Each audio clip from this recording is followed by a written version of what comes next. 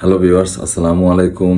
আমি রীতিমতো সবসময় বলে থাকি যে আপনারা ফাস্ট ফুড খাবারগুলি থেকে বয়কট থাকবেন। তো আমি আসলে এই যে খাবারগুলি দেখতেছেন, এই খাবারগুলি কিন্তু একদিন আগে তৈরি করা। এগুলো তৈরি করা কিন্তু এগুলি দেখেন এমনিতেই ব্রয়লার মুরগির ভিতরে অনেক কিছু থাকে এবং এগুলো কিন্তু তারা কিন্তু পর্যাপ্ত পরিমাণে কিন্তু সিদ্ধ করে না। কেন জানেন?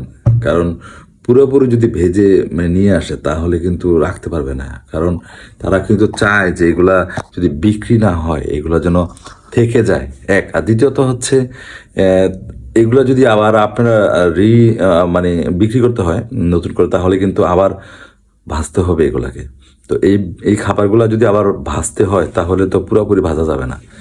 তারা এমন একটা ভাবে ভাজে যেন দেখবেন যে মানে একদম কড়া করাও হয় নাই, আবার দেখবেন যে একদম নর্মাল, আবার একদম কাঁচাও নাই। আবার কিছু কিছু লেগ পিস আছে ফার্মের মুরগি, যে এইগুলো আপনারা যদি ভাঙেন দেখবেন যে একবারে আস্তে করে যদি মানে লেগ পিসটাকে খোলেন, মাংসগুলো একটু আলাদা করা হয়, তাহলে তিনি দেখবেন যে ভিতরে লেগ পিসের ভিতরে একটু একটু অনেক সময় মরা রক্তও পাওয়া যায়।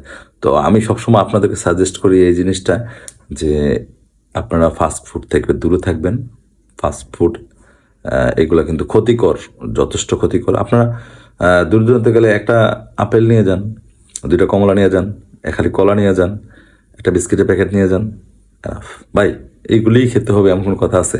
আপনি যদি খেতে হয় তাহলে আপনি ঘরে এনে, যদি সেরকম সুযোগ থাকে তাহলে ঘরে আপনি এনে এগুলাকে একটু ভালোভাবে আপনার ফ্যামিলির লোক দিয়ে ভাজাইলেন বা ঘরে মানে এটা খাওয়ার ব্যবস্থা করলেন। কিন্তু আমি বলবো আপনাদেরকে, এতটুকু সাজেস্ট করবো যে আপনারা বাইরে এসব ফুড না খেয়ে বাইরে এসব ফুড থেকে বিরত থাকার জন্য। ভালো থাকবেন, সুস্থ থাকবেন, নিজের শরীরের প্রতি যত্ন রাখবেন। আসসালামু আলাইকুম।